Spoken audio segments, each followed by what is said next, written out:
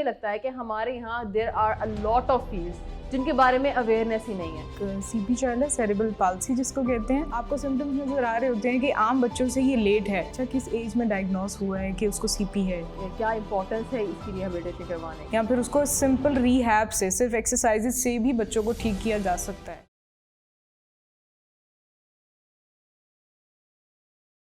बिस्मिल्लाहिर्रहमानिर्रहीम, अस्सलाम वालेकुम। आप देख रहे हैं QS हेल्थ और मेरा नाम है यमुना चट्ठा।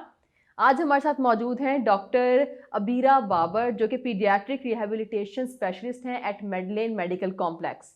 इनसे हम आज पूछेंगे पैदा हुए बच्चे उनके पट्ठों के और हड्डियों के मसाइल। तो पहला सवाल मैं आपसे ये करूँगी कि मुझे लगता है कि हमारे यहाँ there are a lot of fields जिनके बारे में अवेयरनेस ही नहीं है। हमें नहीं पता होता कि क्या सिम्टम्स हैं, क्या वो पॉइंट्स हैं जो हमें बच्चे में देखने चाहिए, जिनको देख के हम कहें कि नहीं ये कोई प्रॉब्लम है, we should get it check, हमें दिखाना चाहिए इसको डॉक्टर के पास जाके। तो इन योर फील्ड आप मुझे जस्ट कॉमन जो हमारी कॉमन प्रॉब्लम्स है, ताकि हमारे नाज़रीन को पता चल सके कि जिनको हमें देख के जाना चाहिए डॉक्टर के पास कि यार ये सिम्टम्स है, ये कोई प्रॉब्लम है बच्चे के अंदर, तो I should get him checked. वालेकुम अस्सलाम। सबसे पहले मैं कुछ एक दो ही मेंशन करना चाहूँगी जो कि कॉमन बच्चों में हम लोग को देखने को मिलता है। एक सीपी चाइल्ड है, सेरेब्रल पाल्सी जिसको कहते हैं। वो जेनेटिक भी हो सकता है, कंजेनिटल भी, and up to so on.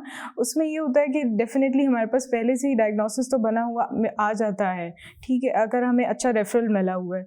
बच्चों को डेफिनेटली माँ बाप को इतना स्टार्टिंग में आइडिया नहीं होता है, बट बाय द टाइम, क्योंकि वो अपने माइलस्टोन्स पूरे नहीं कर रहे होते हैं जो जनरल बच्चों के लिए, जैसे नेक होल्डिंग है, गर्दन का खड़ा करना, या फिर हाँ, या फिर क्रॉल करना, और फिर जब जैसे स्टैंडिंग वगैरह, उसमें आपको सिम्टम्स नजर आ रहे होते हैं कि आम बच्चों से ये लेट है, तो definitely you should have to consult someone. और दूसरा, अगर हम देख लेते हैं कि पाँव का टेढ़ा होना, जो एक बहुत आम है बच्चों में, अक्सर ये पाया जाता है, और अक्सर माँ बाप इसकी तरफ तवज्जो नहीं देते हैं और कहते हैं कि हम मालिश कर लेंगे, और डिफरेंट क्वैक्स के पास भी चले जाते हैं, कुछ अपने से दवाइयाँ दे देंगे या कुछ ऐसा करेंगे। तो वो हर स्टेट में उसको ऐसे ट्रीट नहीं करना चाहिए। You should have to consult someone. आपको स्पेशलिस्ट के पास जाना चाहिए, कंसल्ट करना चाहिए, क्योंकि ये ऐसे मसाइल हैं कि अगर आप इनको घर में ट्रीट नहीं कर सकते, ट्रीट भी नहीं कर सकते, और अगर आप इनको शुरू में ही पकड़ लेते हैं तो फिर आपको बाय द टाइम ईज हो जाती है, बच्चे को भी अपनी लाइफ एक्टिविटीज को लेट ना करें, जल्दी हो सके, आपको जितना जल्दी तो आप पकड़ लें, उतना जल्दी। डॉक्टर बीरा ये बताइएगा कि आपको क्या लगता है, आपने प्रैक्टिस की है, आपको क्या लगता है कि लोगों में कहाँ प्रॉब्लम है, कहाँ क्यों नहीं हम बच्चों को टाइम से लेके आते? क्योंकि मैं जब बॉडी की बात आती है तो मेरा अपना ये मानना है कि जितनी जल्दी चीज़ पकड़ ली जाए ना, उतना आसान होता है। आपको क्या लगता है सोसाइटी में कहाँ पे या हमारे बिहेवियर्स में कहाँ प्रॉब्लम आ रही है? असल में यहाँ पर हमारी ना एजुकेशन बहुत लैक करती है। जैसे आपको पता है पाकिस्तान में इलिटरेसी रेट चाहे जितना भी ज़्यादा हो जाए, but the basic thing is, मैंने खुद अपनी प्रैक्टिस में ऐसे भी पेरेंट्स देखे हैं जो कि वेल एजुकेटेड हैं, बहुत पढ़े लिखे हैं, फैमिलीज़ भी अच्छी हैं, पर अगर सिंपली अगर किसी को ऑटिज़म है तो दे विल बी लाइक, क्योंकि उसका कोई कॉज नहीं है, दैट इज़ इडियोपैथिक, तो डॉक्टर अक्सर नहीं, वो डेफिनेटली अगर वो इडियोपैथिक है तो उसको हम कैसे एक्सप्लेन कर सकते हैं, that has to be on research. But अगर हम ऐसे कहते हैं तो डॉक्टर, अक्सर पढ़े लिखे माँ बाप ही कहते हैं कि बचपन में हमारे बच्चे के ऊपर साया आया एंड ऑल दैट, तो हमारा बच्चा नॉर्मल नहीं है, पागल है, हम इसको छुपा छुपा कर रखते हैं। तो पागल is not the basic definition of any disability या कोई डिसऑर्डर, क्योंकि ऑटिस्टिक बच्चों के लिए स्कूल्स हैं, सीपी चाइल्ड्स के लिए भी स्कूल्स अलग बने हुए हैं। अगर हम इन बच्चों को नॉर्मली ट्रीट करेंगे और इनकी डिसेबिलिटीज़ को सिर्फ हम कोमोर्बिडिटीज़ की तरफ से ना लेकर जाएं और पहले ही इनको पकड़ लें, तो दैट इज़ मोर बेटर। इनकी मैनेजमेंट बर वक्त कर लें तो बहुत बेहतर हो जाता है, और हम लोग को इतना सुवेरिटी की तरफ माँ बाप को भी नहीं जाना पड़ता, क्योंकि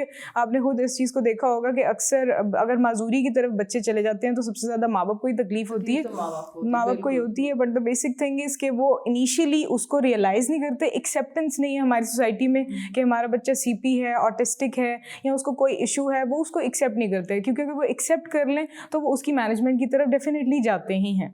मेरा ख्याल है सब चीज़ों में यही होता है, हम बच्चों की बात करें, हम बड़ों की बात करें, किसी भी चीज़ का अर्ली डायग्नोसिस और अर्ली मैनेजमेंट, ये इट्स वेरी इंपॉर्टेंट। अच्छा, उसके अलावा जैसे आपने अपने हम मैंने जो पहला सवाल किया आपने उसमें मुझे 2 चीज़ें बताई, 2 डिज़ीज़ बताई, क्लब फुट और सेरेब्रल पाल्सी। तो सीपी चाइल्ड का हम पहले पूछूँगी मैं आपसे कि आपकी फ़ील्ड में इसकी किस तरह से रिहैबिलिटेशन होती है? क्या क्या स्टेप्स होते हैं? क्या करते हैं? सबसे पहले तो हमें ये देखना होता है कि बच्चा किस एज में डायग्नोस हुआ है कि उसको सीपी है। अगर तो अर्ली स्टेज पर डायग्नोस हो जाता है तो हम उनकी अर्ली रिहैबिलिटेशन स्टार्ट करवा देते हैं। उनके जो बेसिक माइलस्टोन्स हैं हम वो अचीव करवाते हैं, जैसे नेक होल्डिंग है, क्रॉलिंग है, वॉकिंग है, एटलीस्ट बच्चे को टॉयलेट ट्रेनिंग और वॉशरूम आना जाना, खुद से खाना पीना, खुद से बोलना चालना और अपने खुद के इतने काम आ जाने चाहिए कि वो अपने माँ बाप के ऊपर या किसी दूसरे पर डिपेंडेंट डिपेंड नहीं ना हो। करे। तो इस तरह से हम कर सकते हैं। अगर कुछ लोग क्लिनिक या हॉस्पिटल्स में नहीं जाना चाहते या उनके पास इतनी वो फैसिलिटीज़ हैं कि वो अपने घर बुला सकते हैं, तो फिजियोथेरेपी में डेफिनेटली होम विजिट्स की फैसिलिटी होती है, वो अपने घर में भी ये सब कर सकते हैं। और अगर किसी के पास ये भी नहीं है तो डेफिनेटली वो एटलीस्ट ट्वाइस अ वीक और वंस अ वीक आकर अपना रिहेबिलिटेशन पूरा प्रोसीजर प्रिस्क्राइब करवा कर ले जाए किसी डॉक्टर से एंड देन वो घर पर करता रहे। ठीक है। उसके अलावा जो आपने दूसरा बोला था क्लब फुट अगर हो तो इसमें आप क्या कर सकते हैं? इसकी क्या इम्पोर्टेंस है इसकी रिहैबिलिटेशन करवाने की?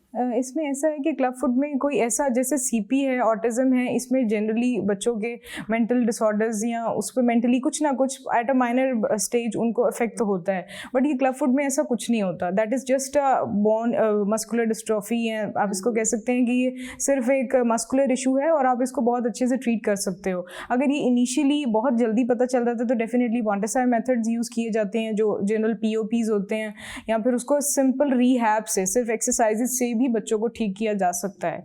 डिपेंड करता है उसकी सिवियरिटी पे कि उसका क्या लेवल है सिवियरिटी का, उसको हम कैसे मैनेज कर सकते हैं। और अगर उससे भी नहीं होता और थोड़ा लेट मैनेज होता है तो फिर डेफिनेटली उसके लिए मसले मसाइल तो क्रिएट होते ही हैं, फिर जितना ऊपर जाते जाएंगे उसके हिसाब से हमें मैनेज करना पड़ेगा उसको। ठीक है। चलिए आखिर में आप थोड़ा-सा ये बता दें कि देखें हम एक ऐसे कंट्री में जिसमें एवरीवन इज़ स्ट्रगलिंग, हम एक मिडल क्लास में आते हैं, अफोर्डेबिलिटी का हमारा प्रॉब्लम है, हमारी बहुत सारी पॉपुलेशन गाँव में रहती है, फिर वही बात अवेयरनेस की कमी, उसके बाद फिर जब लोगों को लगता है कि अच्छा हम अगर पता लग भी गया कि गेस्ट लेके जाना है, फिर उनको होता है पैसे लगेंगे, जाने-आने का खर्चा अलहदा, तो जो नॉन अफोर्डेबिलिटी की प्रॉब्लम आ जाती है, तो उसको फिर कैसे टैकल कर सकते हैं? इसको हम ऐसे टैकल कर सकते हैं कि बेसिकली तो हम फिर वो सारी बात गवर्नमेंट पे चली जाती है कि गवर्नमेंट को चाहिए कि पीड्स के लिए पीड्स रिहैब सेंटर बनाए, बच्चों के लिए स्कूल्स अलग हों, बच्चों के लिए हॉस्पिटल्स ज़्यादा बनाए जाएं जहाँ पर उनकी रिहेबिलिटेशन और ये सब चीज़ों को भी देखा जाए, सिर्फ उसके नज़ला कान गला ख़राब ये ना देखा जाए। प्लस इसके अलावा हम अपने लेवल पर ये कर सकते हैं कि जितने भी पीडियाट्रिक रिहेबिलिटेटिव्स हैं स्पेशलिस्ट, वो अलग गाँव के एरियाज़ में जाकर फ्री मेडिकल कैंपिंग करें, अवेयरनेस कैंपिंग करें और वहाँ पर लोगों को अंदर अवेयरनेस पैदा करें कि उनमें ऐसा भी कुछ इशू हो सकता है, तो उन्हें वो ऐसा नहीं है कि वो क्यूर नहीं हो सकता या वो ठीक नहीं हो सकता, तो नाउमीदी की तरफ ना जाएं और अपने बच्चों को मैनेज करने की तरफ लेकर आएँ। Thank you so much. आपने इतनी अच्छी और बड़ी कॉमन, ही वाकई चीज़ें दोनों बहुत कॉमन है कि हमें पता होना चाहिए कि घर में रहते हुए आपको सिम्टम्स क्या आपको नज़र आएंगे, क्योंकि छोटे बच्चे का ही प्रॉब्लम होता है ना वो चल रहा है, ना उठ रहा है, ना बैठ रहा है, तो उसको कैसे देखना है। तो ये जो 2 चीज़ें हमने आज डिस्कस की ये काफ़ी इंपॉर्टेंट है, तो इसके बारे में नॉलेज मेरा ख्याल है हर किसी को होना बहुत ज़रूरी है। Thank you so much for your time. इंशाल्लाह हम मिलेंगे नेक्स्ट वीडियो में, तब तक के लिए अल्लाह हाफ़िज़।